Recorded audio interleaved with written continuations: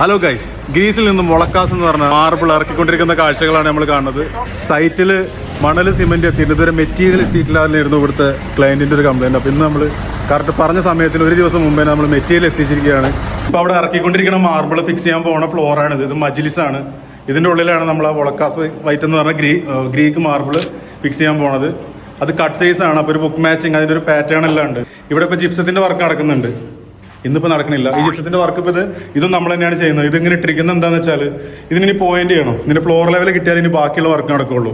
Step എല്ലാം ആയിട്ട് കുറച്ച് അത്യാവശ്യം ഇവിടെ ഒരു ഫ്രെയിം എല്ലാം വരും. കാണുന്നുണ്ടെന്നല്ല, ഒരു ഫ്രെയിമും കാര്യങ്ങളെല്ലാം വെച്ചിട്ട് നല്ലൊരു അടിപൊളി ഡിസൈനാണ്.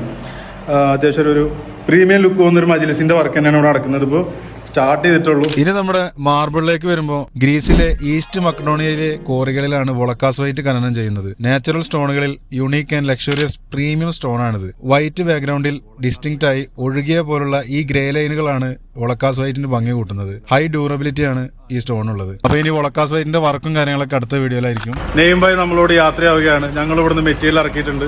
അപ്പോൾ നമ്മുടെ ഓക്കെ അപ്പൊ ഇനി മറ്റൊരു വീഡിയോ ആയിട്ട് കാണാം.